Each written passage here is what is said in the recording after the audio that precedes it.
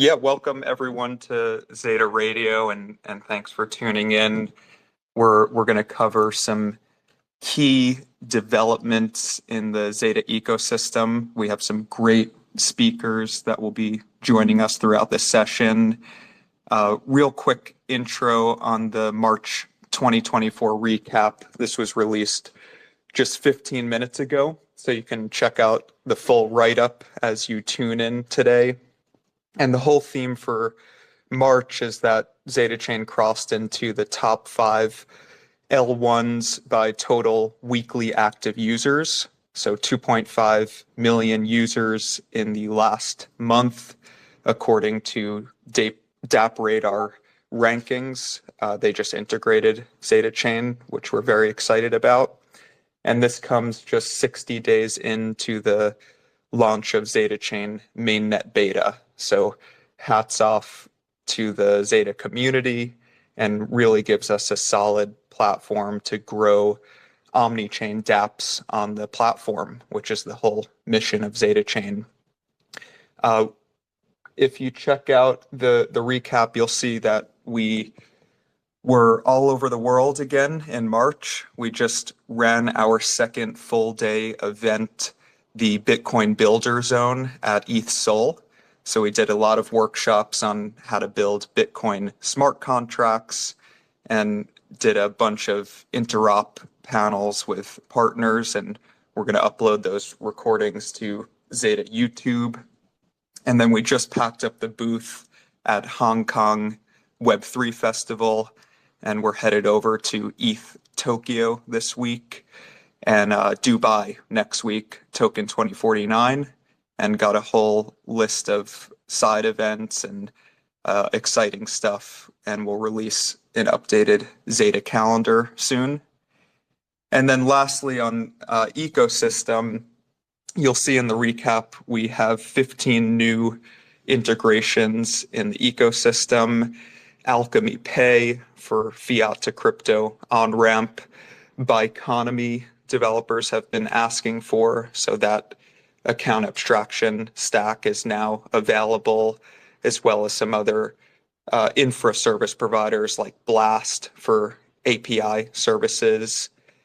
And then a number of exciting projects whom you'll hear from on ZetaRadio today. Coinbase Wallet, and then some really great OG social apps and community building solutions, Space ID, Galaxy, Guild. And so without further ado, we could start with the Coinbase news. We have Alex Treacy on the product team at Coinbase joining us. Alex, hopefully I got your last name correct.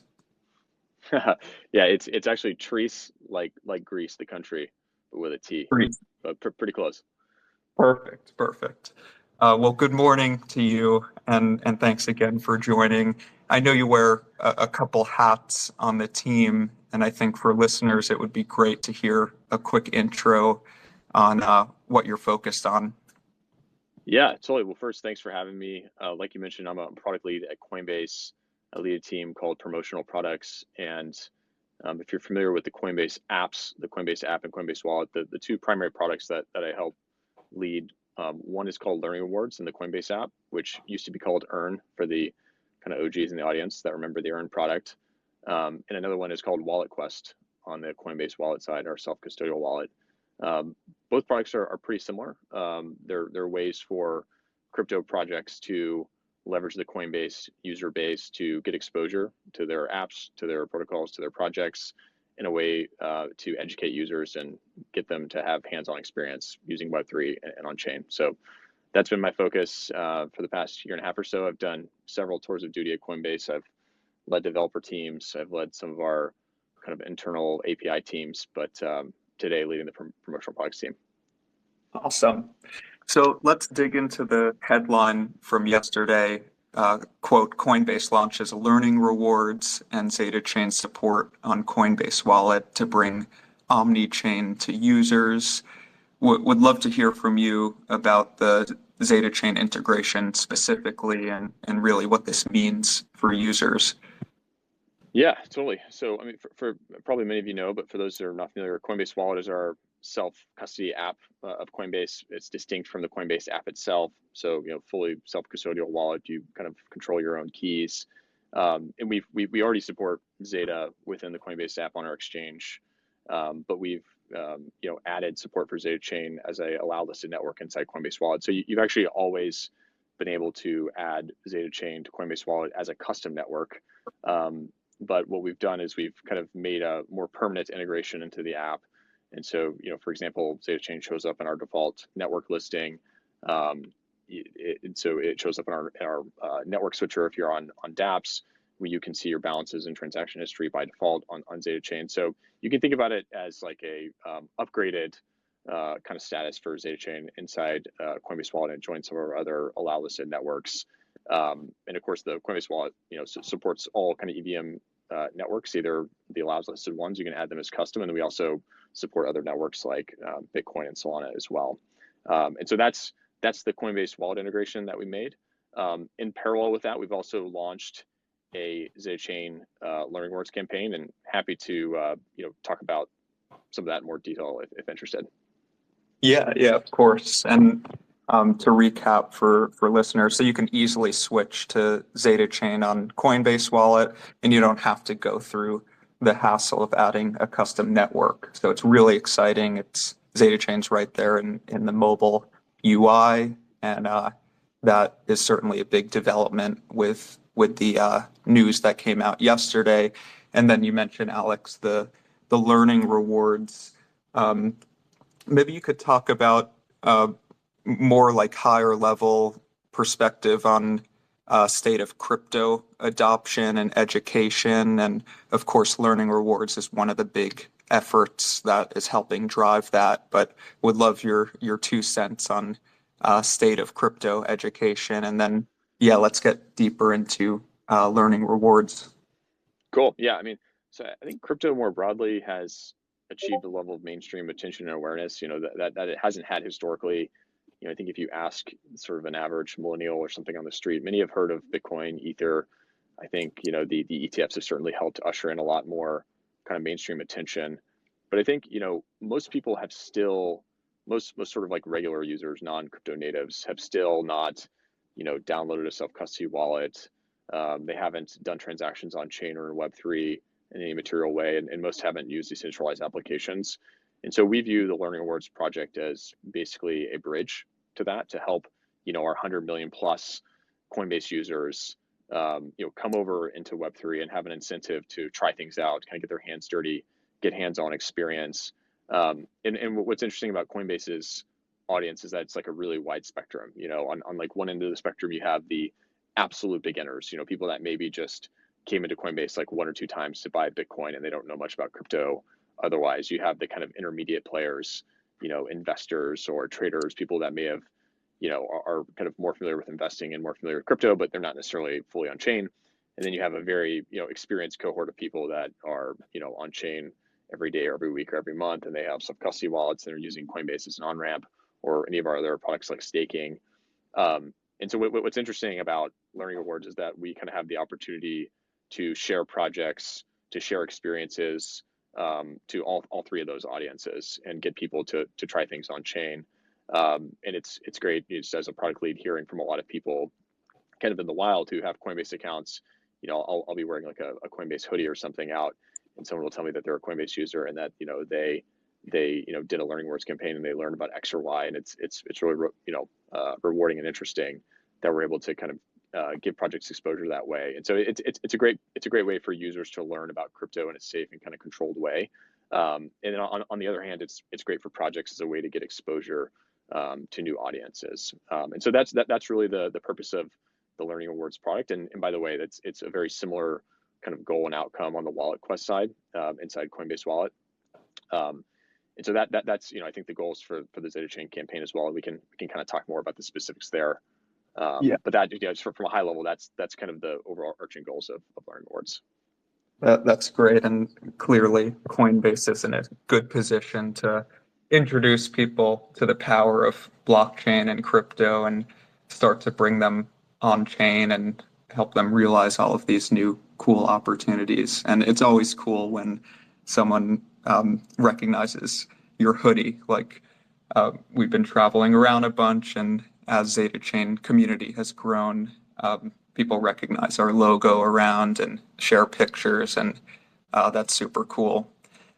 So yeah, for us at Zeta Chain, we if you're any serious project, like you have a responsibility to bring people into crypto and help onboard new people, and we're clearly working with Coinbase Wallet to help drive um, this effort. And so users can come in, and it's designed to reward users in Zeta for learning about Zeta Chain technology and the growing omni-chain dApp ecosystem.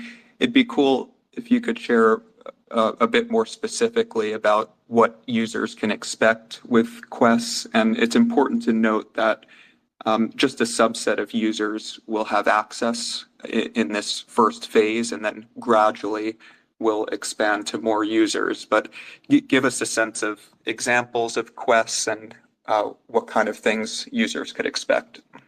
Yeah, absolutely. Yeah, and important to mention that we are currently on a partial rollout. So if you open the Coinbase app and you don't see it right now, soon TM we'll kind of reach 100% at some point. So we'll check back later.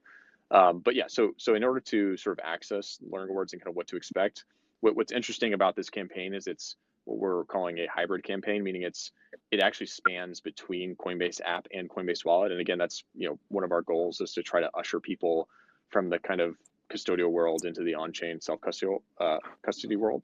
And so, but you start inside the Coinbase app, and if you open the app, you should see a promo kind of right when you land that says earn X in learning awards.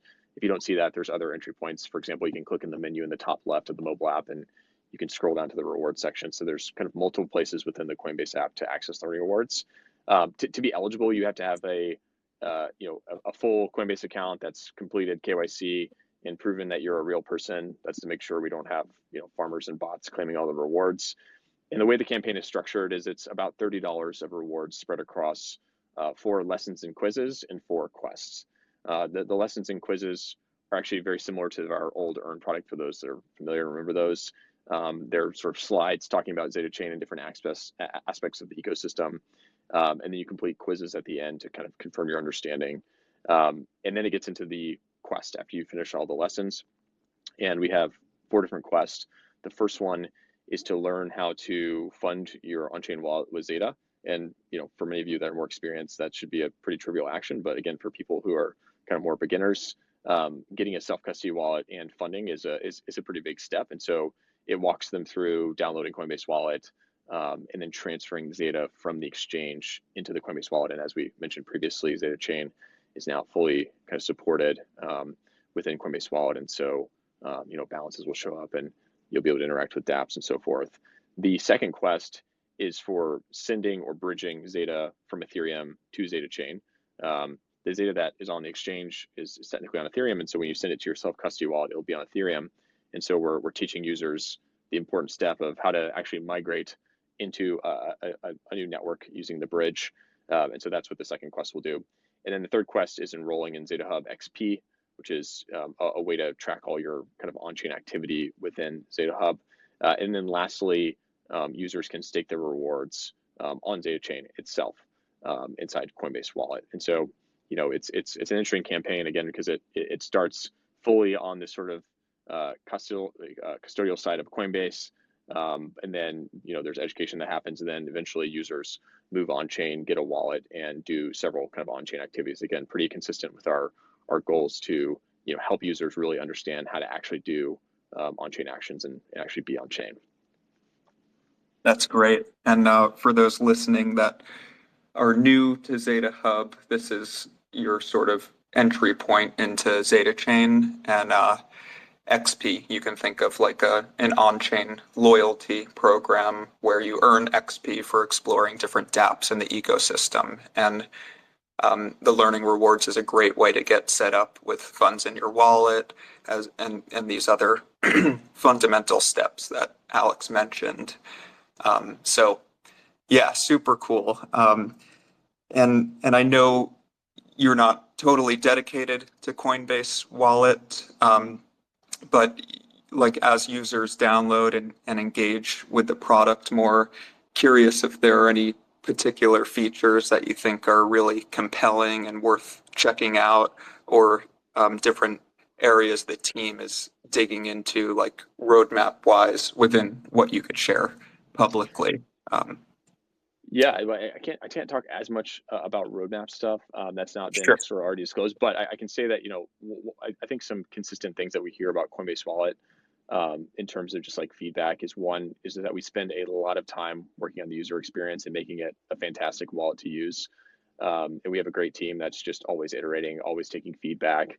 And I think that shows in the product, frankly. And so, you know, it's just a great UX, and you know, being on chain and using self custody wallets isn't always super easy or great UX. And so we've kind of done our best to make it, you know, as good of a user experience as possible. I think another unique element about it is that it is a multi-chain wallet. So it's not just Ethereum and EVM networks. We also support Bitcoin. We also support Solana. We also support some other networks. And so it can actually, it can be your kind of full stop in terms of, you know, self-custodial usage.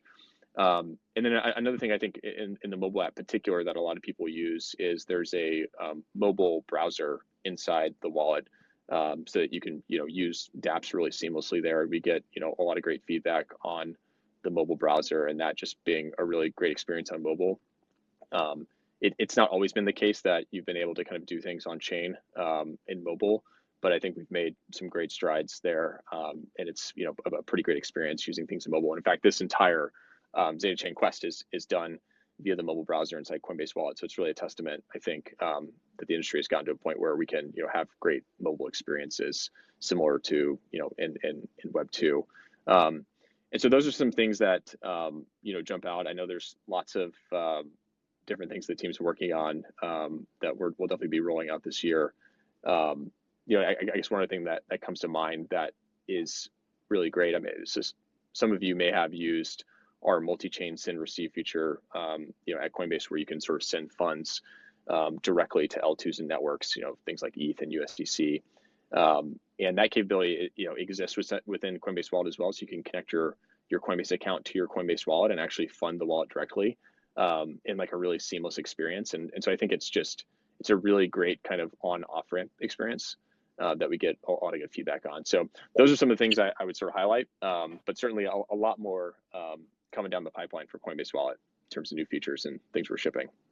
Super cool. Yeah, everyone download Coinbase Wallet, and you can follow their Twitter for these new developments. And of course, join the Learning Rewards campaign, which will gradually expand to more users over time. You just heard from Alex Treese on the product team at Coinbase. Alex, thanks so much for hopping on. Absolutely. Thanks for having me. Cool. So very excited to introduce a few OG projects in the space on all things community building, identity, Web3 discovery. Huge advocate of all of these products, which we use in the Zeta Chain community, and excited to have a chance to ask them some questions. I see all of you guys up here on the panel, so I'll briefly introduce and give some context, and then we could jump into it. We have Harrison, who leads BD at Space ID. And if you read the March recap, we just launched .zeta domains with Space ID. And then we have Jake on the BD team at Galaxy. This is the leading Web3 discovery platform. We just did a big prize pool giveaway to testnet users, and then co-launched the Bitcoin halving NFT claim. And then we have Raz, CEO at Guild XYZ. They are a Web3 CRM tool. Zeta Chain is actually the biggest guild on the platform, which we're super proud about. And they're involved in the Bitcoin campaign as well, and have been an OG supporter of the Zeta community. Gentlemen, thanks for joining ZetaRadio. Thanks so much for having us. Awesome. Thank you. Yeah, so let's go through some intros. If you're open to sharing, I'm like I know each of you, but I think it would be cool for the listeners to hear how you got into crypto, and then of course tell us about the projects you're working on and why you decided to partner up with ZetaChain. Anyone can jump in first. Go for it, Harrison. Yeah, I'll start off. Thanks again for hosting all of us. Very excited to be here. Happy to be building in the Zeta ecosystem, and we have some interesting stuff we've launched and coming up. A little bit about me. I'm on the BD team at Space ID. We're a universal domain name platform and aggregator. I first got into crypto in late 2016, actually learning through Ethereum before discovering Bitcoin. I thought the concept of decentralized applications and being able to actually have ownership within an ecosystem and monetize um, your access and your usability versus all of that going to the creator, I thought was a super interesting concept. Then you learn about decentralization, what money actually is, what's the value of Bitcoin, and once you fall down that rabbit hole, there's no really turning back. So came in from the financial side, was working at an NFT marketplace as the growth and strategy lead for a few years, and been now with Space ID for a little bit over a year. We recently launched our .zeta domain name service with ZetaChain. A lot of interest and adoption right off the bat, which is always amazing to see. Now we'll be working more on the utility side, integrating those .zeta domain names into different dApps and protocols within the ZetaChain ecosystem so that it's easier for users to interact on chain and bring their identity within these different applications. Awesome. Thanks, Harrison. Jake, you want to go next? Yeah, for sure. Good morning, everybody. Thanks for having me, guys. Yeah, so I got into, I would say, crypto probably around 3.5 years ago. Had my first wallet, dabbled around with some NFTs, and also a few different cryptocurrencies. And then as time went on, I had the opportunity to explore different things, explore different parts of crypto, different parts of the ecosystem. And then 2 years ago, I ended up at Galaxy. Believe it or not, I'm here because Harrison made an intro, facilitated that intro, which is kind of funny. But yeah, I mean, Galaxy is a self-serve, no-code dashboard. We have over 15 million unique users. We work with over 5,000 different partners, where they can come and launch these growth campaigns and have different reward mechanics, where they can reward users on loyalty points, NFT badges, tokens, to engage with a global audience of users to manage and reward their current community, identify who's loyal, who's valuable, who's active. And on the other hand, we're a discover to earn platform for users where they can come to Galaxy and explore blockchain's best applications, join different loyalty programs, and educate themselves on different parts of blockchain and crypto. Nice. Cool to hear you guys were already connected. Raz, go for it. Yeah, thank you. Good to be here. Raz, CEO and co-founder at Guild.xyz. I joined the space in 2013. I was an investor for a while, and after the last DeFi summer, I decided to start working on my own projects. And I actually started creating and bootstrapping Guild because I felt like a need for better community tooling and also to give more utility to tokens. And we ended up building a very powerful engine, community engine that's kind of similar to Lego. That's also our merch. If you ever seen the Guild merch, it's basically a Lego castle that we give out to people at conferences. And Guild is similar to that because when you come to the Guild.xyz website, basically you have a bunch of different pieces and you can build them up whatever ways it fits your community the best. It can be fully custom tailored to your community needs. And soon we will also introduce templates, kind of full packages where you can just get a complete guild built for you. I'm very excited to work with a lot of big names in the ecosystem. We were very fortunate to work with a lot of L2s with their airdrop strategies and community strategies. I'm very honored to have ZetaChain as one of our first a giant user. I remember ZetaChain joined Guild when it was incredibly early, just a couple of thousand people were in the Guild, and also the Twitter was small. And it was an amazing journey to see ZetaChain grow to like more than 500,000 guild members. Awesome. Yeah, all of these collaborations have been great, and you guys have been crushing it on product development. So, yeah, I want to talk about understanding your Web3 community and identity. Like each of you is adding value in different ways. Space ID with the whole identity infrastructure and SDK, Galaxy Passport and Web3 scores and a ton of other features. And then Guild, you've been building a ton of stuff. Network requirements is something we use. And then you also have social integrations. The question is, how can Web3 projects better understand and make sense of their communities?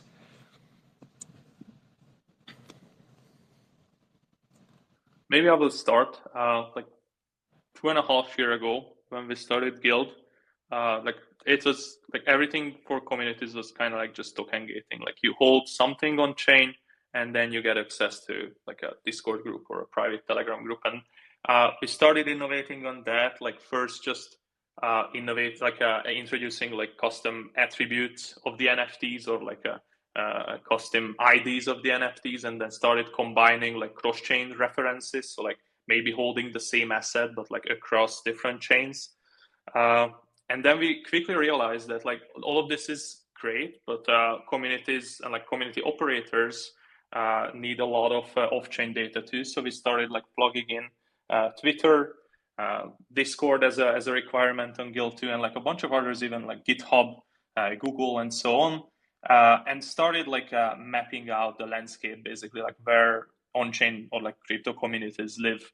And currently, today, we support 50 different EVM compatible blockchains where you can use our query engine, you can use wallet activities, you can use all sorts of different token requirements, and you can combine that data in various ways with all sorts of different off-chain activities too, and then really build up like some incredible things, either like publicly as a quest or just like in an invisible way, like behind the scenes as a secret or a segmentation group. It's incredibly useful. Nice. And how about Galaxy? I know there's a point system and a ton of analytics and stuff you're doing on helping communities understand their users. Yeah, I think probably one of the hardest things in this space is understanding who the user is and also what they've done previously, and being able to understand who is that individual behind all these letters and numbers in a wallet address. So we give ecosystems and dApps the tools to help them understand who those users are, where they can put these users through a variety of different quests depending on what their growth goals are, what their objectives are, whether it's on the social side, whether it's on the protocol level side. And we're able to track and incentivize any sort of activity. And maybe on the social side, you have a lot going on within the Discord, many different Discord AMAs. We help you understand which user is, consistently showing up to those AMAs, which user attended all, 10 of those AMAs, for example, maybe 50% of those AMAs. A user that is contributing, a lot of capital on chain within the ecosystem. A user that has accumulated maybe,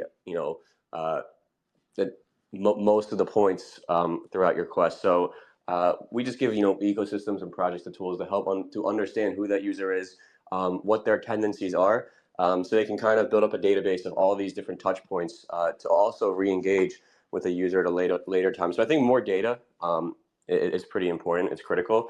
It only helps inform business decisions at present time and also moving forward.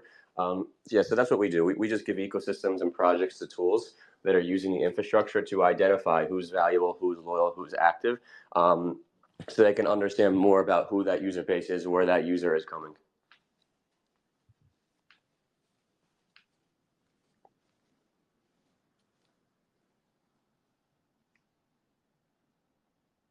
Cool. Any thoughts on Space ID side? Yeah, so just to add to what was been said before, we're essentially just putting a name to those on-chain transactions and bringing an identity to those on-chain transactions. So like what Jake was saying, when you're tracking a user's on-chain and off-chain journey, Now with human readable wallet addresses and decentralized identities, you can now easily identify or make yourself and your information readily available to the ecosystem at large. So whether you wanted that to be a forward-facing and traditional domain name like mine, harrison.bnb, or you wanted to use something that's anonymous or pseudo-anonymous. An example I like to use is Punk6529, who's a very big player in the space. He runs a VC firm, but he does it through a pseudo-anonymous identity. So you can still tie all of that information on-chain and off-chain and kind of decide how much you want to make available. Or, for example, if you want certain wallets to have a certain identity, you want your gaming wallet to have a gamer tag, your NFT collection to have more artistically focused identity. It allows you to just customize that. So, especially as dApps become more interoperable through what you guys are building at Zeta, a more omni-chain infrastructure, it'll be very important for users to kind of be able to traverse their identities across these different ecosystems. And we're making that, or trying to make that as easy as possible for the end user. Awesome. Yeah, and that's our goal in the longer term. The NFT identities are already inherently cross-chain, but there's some really cool stuff coming that we'll talk about towards the end. But yeah, that totally resonates, like humanizing what is a long string of numbers. And we're excited for the dApp ecosystem at Zeta to start to integrate these into the apps. So more on that.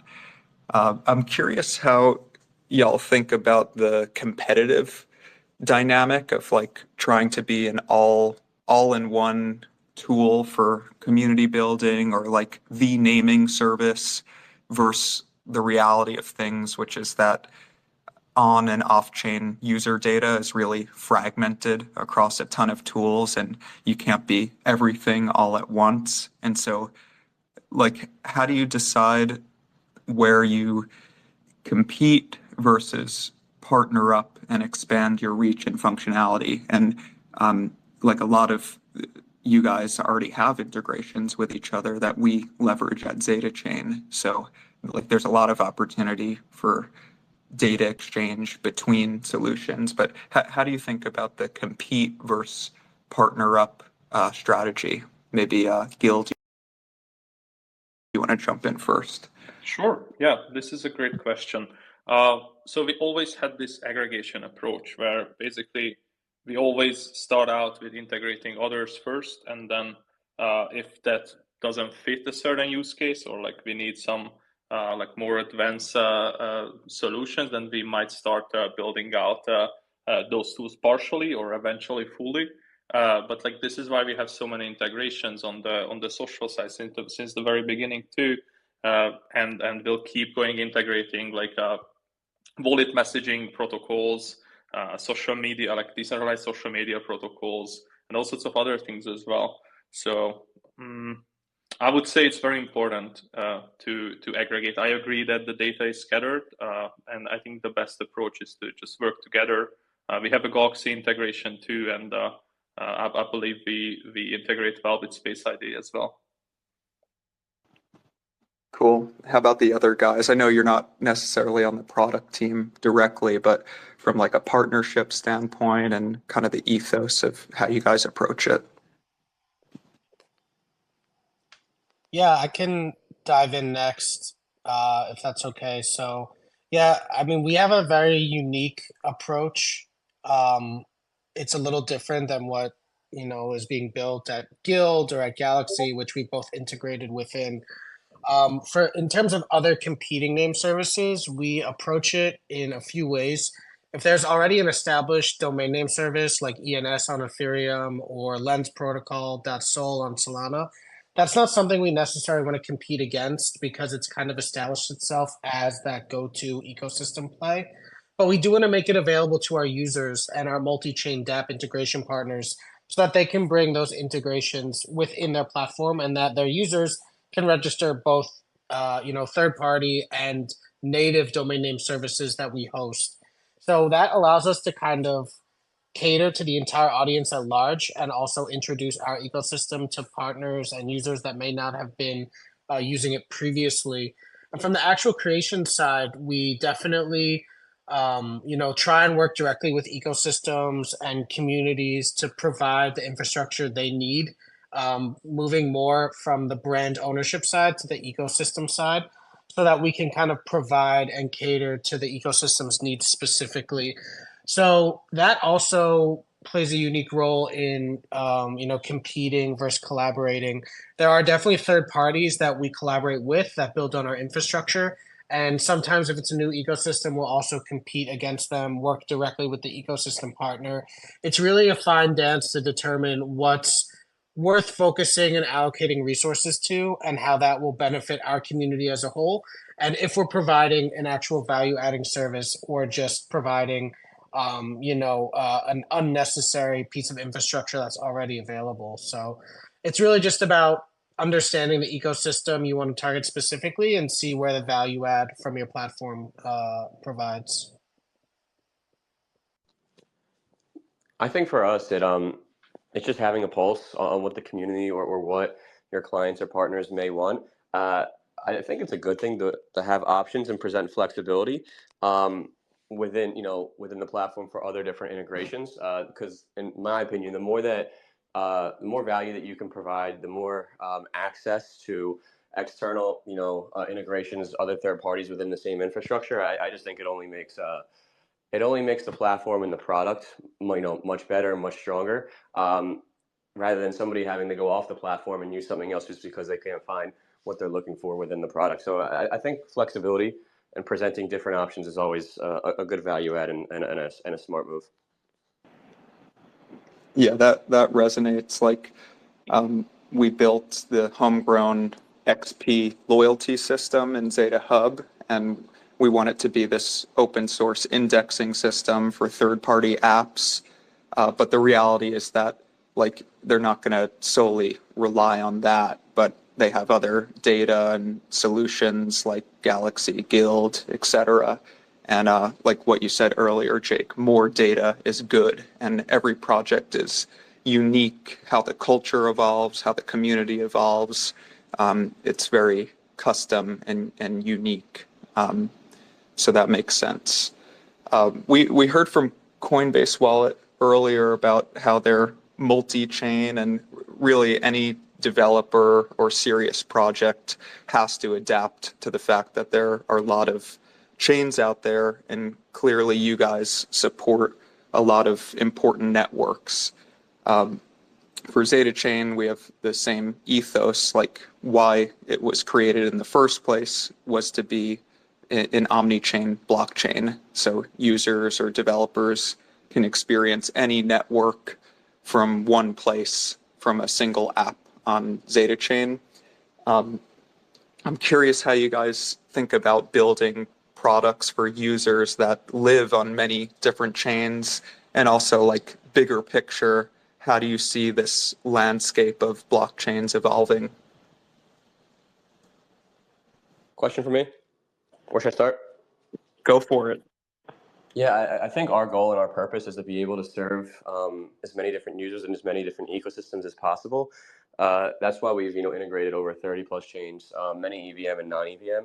I think the cool thing about it is Galaxy doesn't just operate on one blockchain. We can operate on different blockchains, where any sort of user can come from maybe Solana and explore something on Ethereum or Optimism, or vice versa. So I think that's kind of that's the goal, that's the purpose, where anybody can build out their identity on any sort of network, and then any ecosystem can come and engage with any user from any other different network, where we want to continue to be the largest identity platform within the space.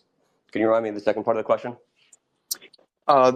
Yeah, so how do you think this whole multi-chain thing plays out? Do you envision consolidation, or will there continue to be more chains for XYZ? I think probably more chains moving forward. I think each chain serves a purpose. There's different chains for DeFi, GameFi, whatever it may be. So I mean, I think with a lot of how easy it is to create a roll up, and with the different providers that are out there, I think there will be many more different chains. So yeah, that's kind of my thoughts on that.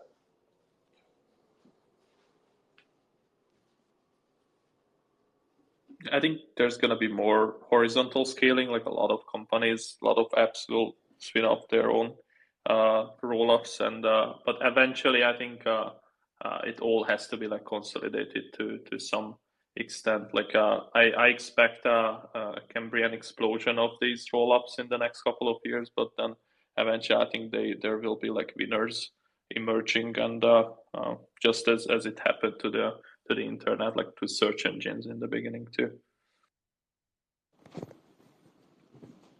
Cool. Yeah, I would just to add to that, I kind of agree. I think right now there's a ton of different chains.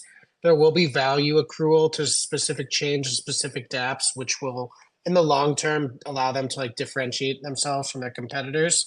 Whether that fragments into like a DeFi chain, a gaming chain, a social chain, that's possible. Or if there's enough throughput or through parallelization, allowing these dApps to run concurrently. We'll have to see. But for now, especially on the identity side, we still see a lot of fragmentation. We do see crossover between users on different ecosystems that have multiple domain names. But for now, since there's a lot of siloed value within certain ecosystems, we do see users sticking to single chains or single dApps right now. I think that will definitely change in the future as the interface gets easier to interact with, as there's more omni-chain interoperability. Users will be having more, consistent or unified assets that are traveling across these chains.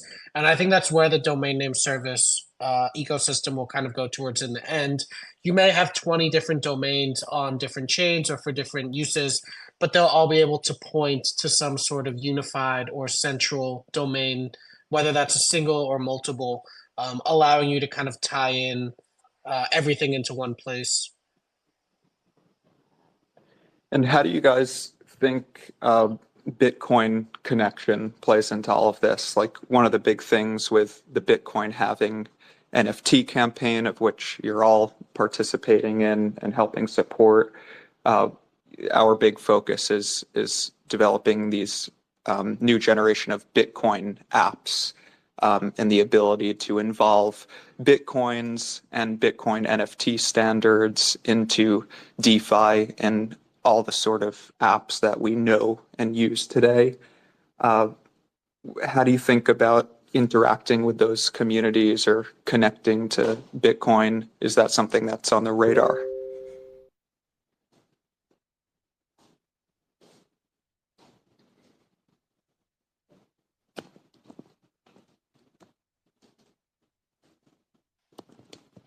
I can get started on that one as well. I think, Bitcoin presents a unique asset in the crypto space. With its true lack of centralized control, there's no middleman, there's no, creator point of contact like you have with Vitalik and Ethereum. So I think it presents, the most decentralized, most robust asset in the space. I think it will always play an important role in smart contract capable chains as well. We've seen that through the usage of wrapped Bitcoin. And now we're also seeing a lot of L2s or side chains that are kind of using Bitcoin as their core validation method, similar to these L2s building on Ethereum. So as these new capabilities are coming into play, as we now have ordinals and more smart capabilities directly on the Bitcoin network, I think it'll continue to play an important role. With the halving, I think that's something that's valued more in retrospect. Right now, I think it's kind of priced into the overall use. But as demand continues to grow, especially after these Bitcoin ETFs, the lack of supply or the decreasing supply of available Bitcoin will definitely be a massive factor, and that'll continue to move forward over time. So as long as the blockchain and dApp space is growing, I think Bitcoin's role in that space will continue to grow, especially as tools and apps make it even more usable and less complicated for the average user to get access to. I think for us, we're definitely interested in the Bitcoin space. It's most recently, it's also been integrated. We have a few different wallets integrated on Galaxy Bitcoin wallets. We just integrated Stack, so I think there's a lot of value there, and it's from a user perspective. Many users seem interested in exploring, what's available within the Bitcoin ecosystem. And in the next few months, there's also many different, Bitcoin L2s, some, regular Bitcoin L2s, and some, Bitcoin EVM L2s. So I think for us, there's a lot of value there to work with these different ecosystems just because of the demand on the user side. And also the narrative is really, really high. And I think it's definitely important to keep up with the narrative within this space.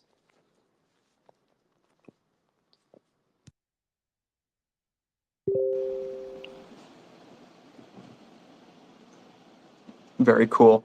Yeah. And more use cases to explore between our projects around Bitcoin connection. So yeah, wrapping up here, curious your guys' thoughts on bigger picture adoption. We're talking with Coinbase Wallet about learning rewards and helping introduce more people on chain. How are you guys trying to tap into new users outside of crypto? What do you think the main barriers are? Anything to call out on that front? I think for Galaxy, just making our product more as accessible as possible. One thing that we're building out, it's in beta now, and we'll be rolling out quite soon to the public is it's called Alva. It's we're calling it your Galaxy, your AI co-pilot, where as a new user, this is really, really helpful because you can come to Galaxy and you can leverage Alva, the co-pilot, to understand really anything that you're looking to understand about a project. Why a token price went up maybe 50%, 60% one day. Why one project is doing really well, what one project is doing, how to make a swap, and it'll spit out information kind of educating you and just giving you more context and more background on anything that you're looking to understand further, whether it's a wallet, it's an ecosystem, or it's DeFi, it's NFTs. So we're pretty excited about that. It's working well. It's pretty cool. And I think in terms of onboarding new users, that should be really, really helpful because as a new user, you come and you see all this cool stuff, but maybe you really don't know anything about it. So we're kind of looking to solve that problem with Alva. Cool. And I think at one point you guys were exploring Web 2 partnerships and loyalty programs to tap into new segments. I don't know if there's anything you could share on that or yeah, I mean if we that's do. yeah. We most recently did something with Forbes, but their Web3 side. I think where we could really help these Web2 companies is if they're looking to come on chain and if they're looking to engage the global Web3 audience, because our audience is pretty much 99% Web3. So a lot of these Web2 brands who don't have any exposure to these types of users, well, we can help them do that, with a Galaxy Quest on the social side or whatever it may be. So I think that's the value add right there is helping them engage with a completely new audience of users to introduce themselves, to introduce their products. But yeah, definitely consistently looking to engage with those types of companies and brands. But I think the value add is for them is to engage a brand new audience of really solely Web3 users.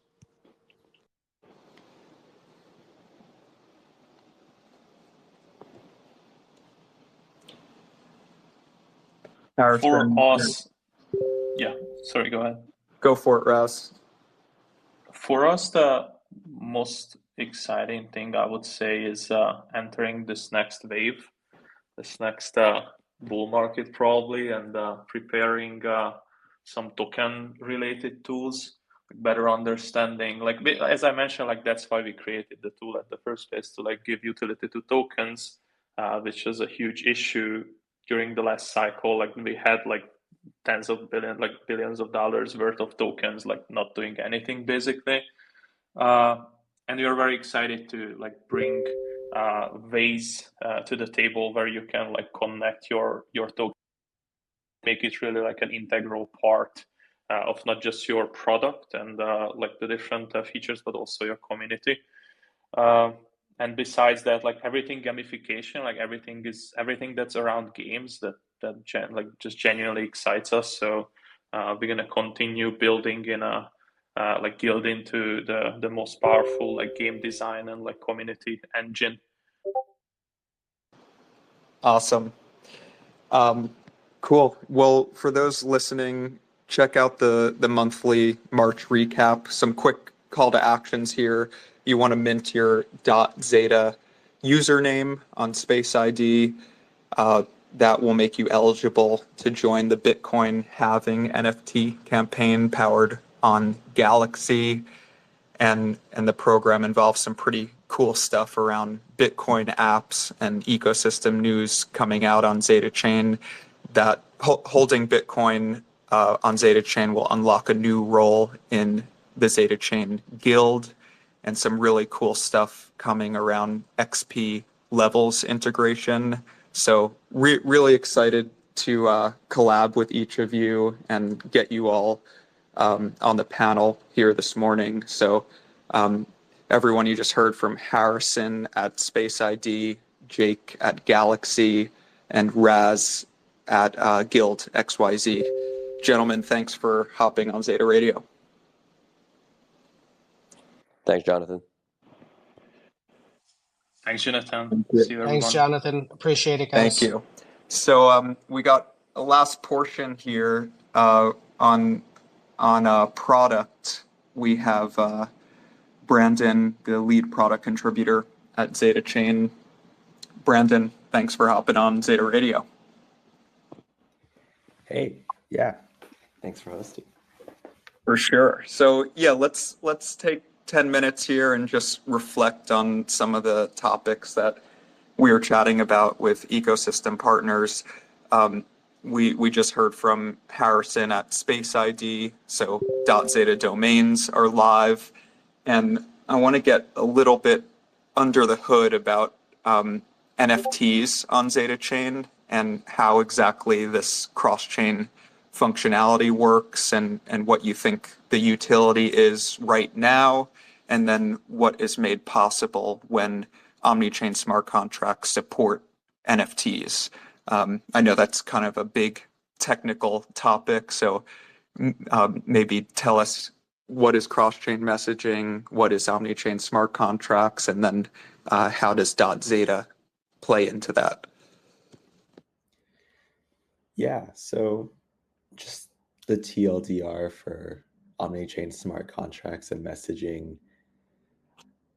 I think it's a lot of terms to throw at somebody, but omni-chain smart contracts are an umbrella term for contracts in the style of Zeta Chain's functionality, where those contracts have access to and can be accessed from other chains, and they're future-proof in the sense that if you have Zeta Chain connect to another chain in the future, the smart contract actually has to do nothing to be compatible, accessible, and to access that chain. Cross-chain messaging is one component to this functionality where, and you can see other protocols supporting this sort of functionality where you can send data and value between different contracts through a cross-chain message. Right now, the functionality lets you send messages between connected chains, so say Ethereum to BNB chain, but the kind of upcoming upgrade that you can see the protocol contributor team working on right now is enabling message passing to and from Zeta Chain. So that is kind of the base technical feature that unlocks NFT functionality for omni-chain smart contracts on Zeta Chain. Right now, omni-chain smart contracts basically support fungible tokens for this omni-chain functionality, in the sense that I can send, say, native Bitcoin to a contract on Zeta Chain and call something and have that affect other chains downstream. Now you have the ability to do arbitrary messaging, not just fungible tokens, and that unlocks the ability to, say, lock an NFT, borrow against it on another chain, mint an NFT on Zeta Chain, and use cross-chain messaging to burn and mint it to and from Zeta Chain. So that's kind of the base technical upgrade, but how it bubbles up to something like domains. Right now, you have a .zeta domain that is on Zeta Chain, and with the fungible token functionality, it enables things like cross-chain payments. So say I want to pay Jonathan on, or Jonathan.zeta on Bitcoin, but I only have Ether. I can send my Ether, call a contract, have it swap natively to Bitcoin, and have that Bitcoin output to Jonathan. So you could think of it like asset agnostic Venmo, where you have the nice identity name. It's not just an address, and those addresses store all of these multi-chain addresses, but those on-chain addresses also have access to this omni-chain functionality, which I think is pretty cool. And then as we introduce the cross-chain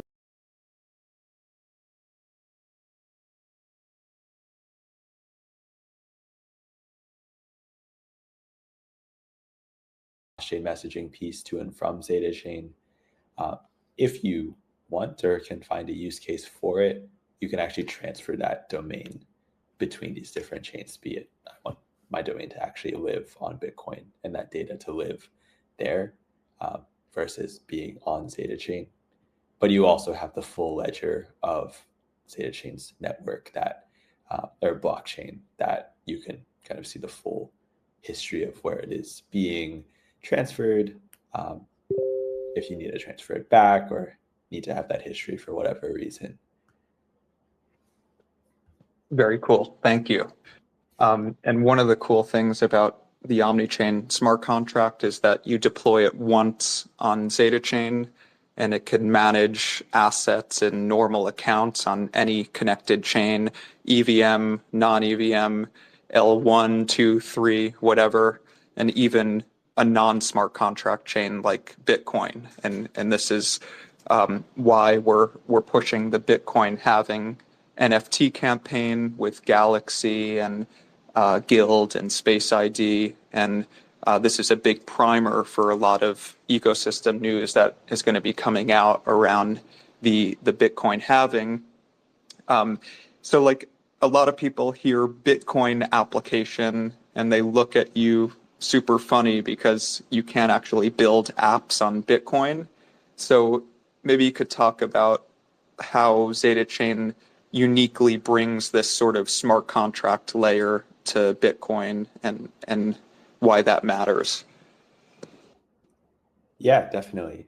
So, I mean, right now you the past couple of years we've seen the Bitcoin ecosystem essentially try to hack these primitives of what EVMs and other virtual machines have introduced over the past, say, five plus years. So things like fungible tokens, non-fungible tokens.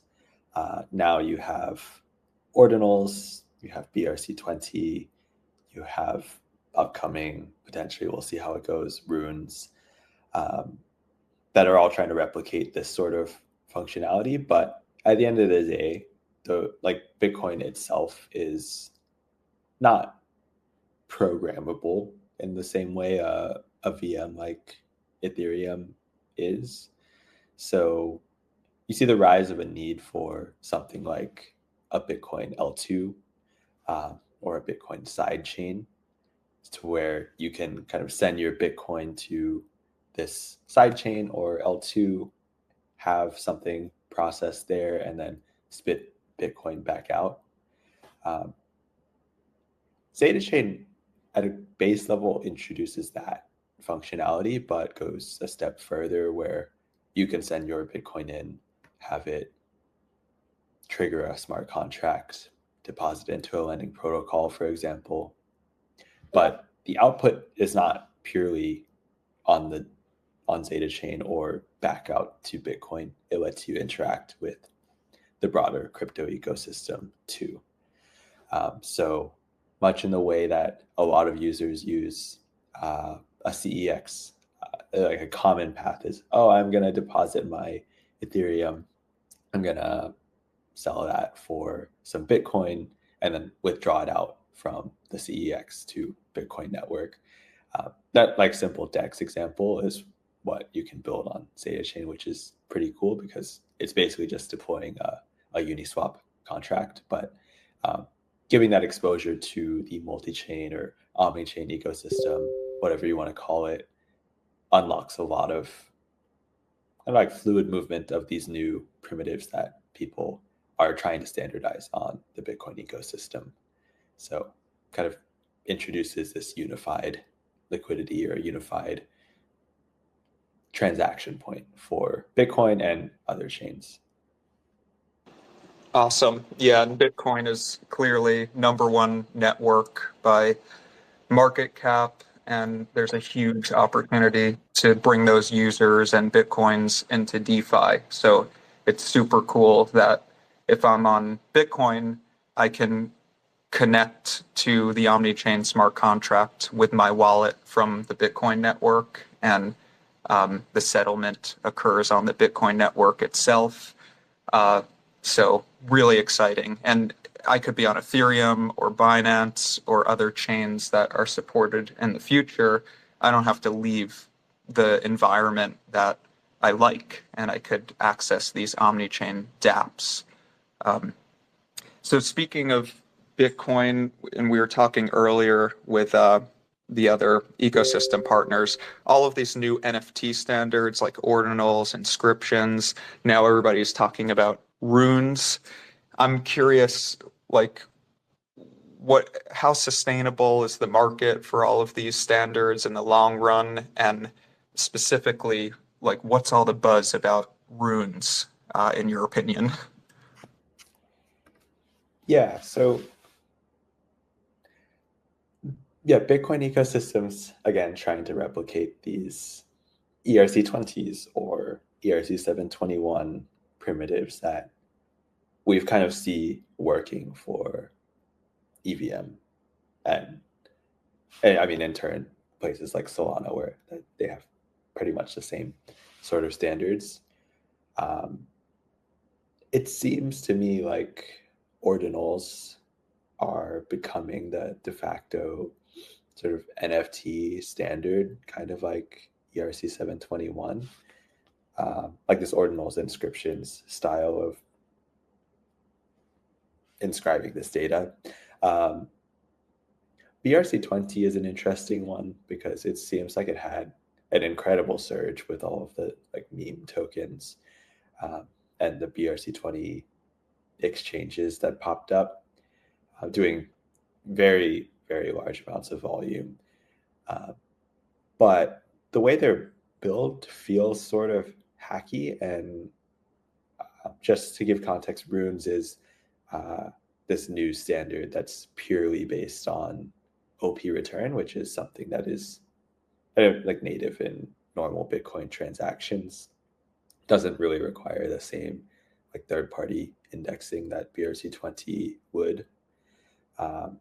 And OP return is actually also what ZetaChain uses to ingest or like receive data or calls from Bitcoin. So how I see it is, and again, this won't happen until Bitcoin halving, but I see runes potentially overtaking BRC20 just because it is more native. It's probably going to be a lot easier for developers to build on top of, in spite of all the tooling that people have tried to build around BRC20. And then it's more easily indexable, traceable, in my opinion, just like legible. And I think there's also an argument that it will be a lot more efficient fees-wise versus BRC20. That I think there's a lot of argument that these inscription-style token trading and whatnot are clogging the network in not the ideal way. So I would vote for runes if I were to choose one standard, just looking at it from the outside in, but there is kind of the first mover advantage that BRC20 already has. So we'll see. I think it's a pretty interesting ecosystem that definitely rallies around these sort of narratives very quickly. So will be pretty cool to see the next few weeks how it goes. Indeed. Too much to learn in the space. Very cool. And I'm waiting for the headline where we could say, trade your rune in DeFi like an ERC 721 and connect to all chains. That will be the next monthly recap headline at some point. A lot of the protocol contributors are looking into these standards as we speak. So really exciting. Everyone, that's Brandon, lead product at ZetaChain. Thanks for joining, Brandon. Yeah, thank you. Awesome. Well, that brings us to a close here for March 2024 recap. Thank you to all of the speakers. Huge milestone here, 60 days into mainnet and ZetaChain's top 5 L1 by weekly active users. And the community should be really proud about that and excited about the platform that we have to realize this whole new ecosystem of omni-chain dApps. Look out for some news as we approach Bitcoin halving, and in the meantime, join the Bitcoin halving campaign on Galaxy and Space ID and Guild. And for the Japanese community, we're headed to ETH Tokyo for the events right now. And then if you're in the Dubai region, we will see you at Token 2049 next. And we'll be in touch with an updated ZetaChain mainnet events calendar. So thanks for joining, and we'll catch you on social and be in touch soon. Cheers.